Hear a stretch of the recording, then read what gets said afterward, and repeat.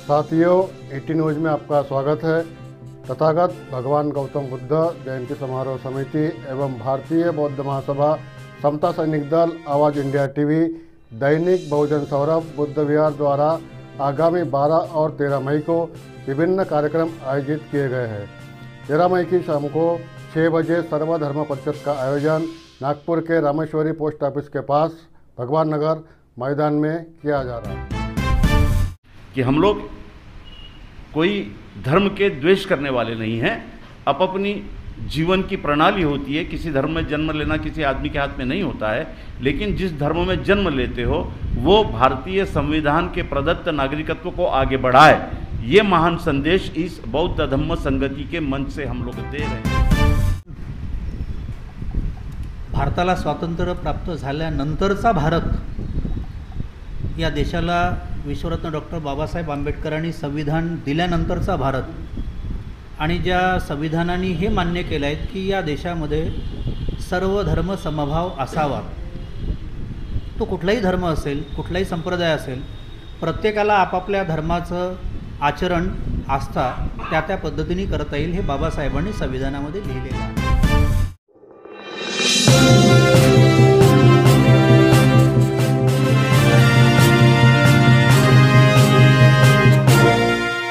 धर्म परिषद के आयोजन के पीछे का तर्क यह है कि वैशाख पूर्णिमा का दिन भगवान बुद्ध का जन्म और ज्ञान प्राप्ति तथा महापरिनिर्वाण का दिन, दोनों ही दिन विशेष महत्व रखते हैं। समानता, बंधुत्व और न्याय के आधार पर डॉक्टर बाबा साहब अम्बेडकर ने एक प्रबुद्ध भारत के निर्माण का सपना देखा था और संविधान ने विभिन्न भाषाओं, क्षेत्रों और संस्कृतियों से विभाजित देश को एकजुट करने का काम किया है। देश समानता, बंधुत्व और न्याय के 3 सिद्धांतों पर आगे बढ़ रहा है। जबकि भारतीय संविधान ने देश के प्रत्येक धर्म के लोगों को अपने धर्म की पूजा करने और उसका पालन करने तथा अपने धर्म का प्रचार करने की स्वतंत्रता दी है।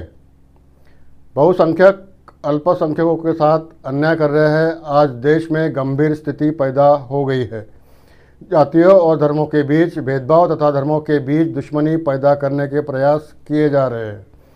वंचितों को न्याय के उनके अधिकार से वंचित किया जा रहा है। देश शिक्षा, स्वास्थ्य और रोजगार की बुनियादी समस्याओं से ग्रस्त है।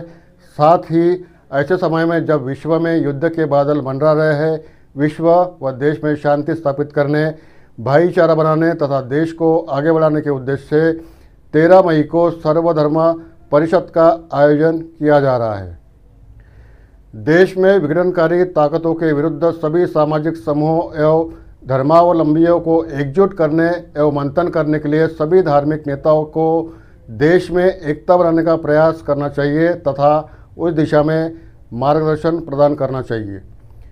धनतोली स्थित तिलक पत्रकार भवन में आयोजित पत्रकार परिषद में समिति की ओर से आयोजकों ने सभी धर्मों के अनुयायी से उपस्थित होकर सहयोग करने की अपील की है।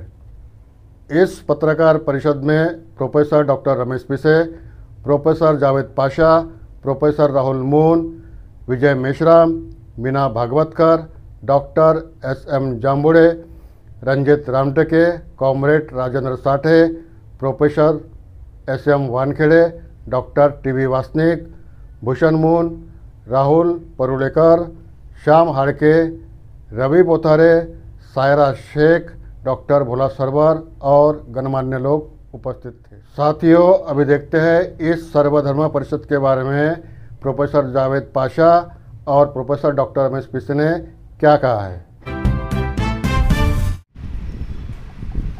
भारताला स्वातंत्र्य प्राप्त झाल्यानंतरचा भारत, या देशाला विश्वरत्न डॉक्टर बाबासाहेब आंबेडकरांनी संविधान दिल्यानंतरचा भारत, आणि ज्या संविधानाने हे मान्य केलं आहे की या देशामध्ये सर्व धर्म समभाव असावा, तो कुठलाही धर्म असेल, कुठलाही संप्रदाय असेल, प्रत्येकाला आपापल्या धर्माचं आचरण, आस्था त्या त्या पद्धतीने करता येईल, हे बाबासाहेबांनी संविधानामध्ये लिहिलेलं आहे। प्रश्न आपण जो उपस्थित केला की इथे ब्राह्मण समाजाचा प्रतिनिधी का नाही आहे, अर्थात ब्राह्मण समाज हा हिंदू धर्माचाच एक भाग आहे। रमेश पिसे OBC हाही हिंदू धर्माचा भाग आहे। त्याच्यामुळं मला असं वाटतं की ही जबाबदारी हिंदू धर्मियांची फार मोठी आहे। कारण कळत न कळत असं होऊन राहिलेलं आहे की जणू काही इथला ओबीसी, इथला हिंदू हा बाबासाहेबांच्या संविधानाला पाहिजे तेवढा मानत नाहीत, असं एक चित्र थोडंसं आपल्याला पाहायला मिळतं. आणि ज्यावर राष्ट्रपिता महात्मा फुलेंनीत, शाहू महाराजांनीत, सावित्रीनीत, फातिमा शेखनीत प्रखर लढे दिलेत, त्यातनंच हे संविधान पुढे आलं. परंतु मला असं वाटतं की रमेश पिसे एक हिंदू धर्माचा प्रतिनिधी म्हणून, कारण मी ज्या धर्मामध्ये राहतो त्या धर्माबद्दल मला आस्था असणं स्वाभाविक आहे, आणि ताकदीने मी ब्राह्मणांचंही काय बरोबर आहे आणि काय चुकतं आणि हिंदू धर्मियांमधल्या ओबीसींचं काय चुकतं आणि काय बरोबर आहेत एवढं मानण्याची बौद्धिक क्षमता माझ्यामध्ये आहे. त्यामुळं कुठल्या एका विशिष्ट जातीला आपण प्रोटेक्ट करून काही ही परिषद नाही बोलवली आहे. आपण धर्म हा अँगल घेतलेला आहे. काही धर्मांचे प्रतिनिधी सुटलेले पण आहेत. हा प्रयोग आहे. बुद्धांनी जो आपल्याला संदेश दिला आहे शांतीचा, आणि आपणही सगळं मानतो की आजच्या पार्श्वभूमीवर जेव्हा पूर्ण भारतामध्ये आता आज मॉकड्रिल होत आहेत आणि एकीकडे आम्ही जेव्हा म्हणतो की आम्हाला बुद्ध हवा, युद्ध नको, त्याच पद्धतीने आम्हाला या संपूर्ण भारतामध्ये हिंदू, मुस्लिम, शीख, ईसाई जो कोणी आहेत, जो या संविधानाला मानतो, त्याला अमन आणि शांती पाहिजेत. मग त्यामध्ये तो ब्राह्मण असेल किंवा मग तो क्षत्रिय असेल किंवा वैश्य असेल किंवा शूद्र असेल, या संकल्पना आता कालबाह्य आहे. मला असं वाटतं की संविधानाला जो मानतो तो खऱ्या अर्थाने भारतीय आहेत, राष्ट्रीयत्व तिथे आपण जपतो. हा संदेश देण्यामागची आमची भूमिका आहे. यह है कि 13 तारीख को सभी धर्म के धर्मगुरुओं को बौद्ध धम्म परिषद के मंच पर बुलाकर अपने धर्म की अच्छी बातें, राष्ट्र की एकात्मता, एकता और उसके संवर्धन के लिए हम अपने धर्म की अच्छी बातों को लेकर संविधान के दायरे में किस तरह भाईचारे को बढ़ा सकते हैं, ये बात रखी जा रही है. और मैं समझता हूँ कि बौद्ध समाज की ओर से की जाने वाली ये बहुत बड़ी पहल है. देश की एकता और अखंडता के लिए डॉक्टर बाबा साहब आम्बेडकर जी ने जिस संविधान को दिया, उसी संविधान ने सभी धर्म के लोगों को उनके धर्म के पालन का, संवर्धन का, विकास का, प्रचार का बुनियादी हक दिया. बुनियादी हक मिलने के बाद में आज हम देश में देख रहे हैं कि एक अलग तरह से धार्मिक द्वेष का वातावरण फैलाया जा रहा है. धर्म द्वेष के लिए नहीं होता है. अगर धर्म की कोई बुनियादी बातें हैं तो वो करुणा, प्रेम है.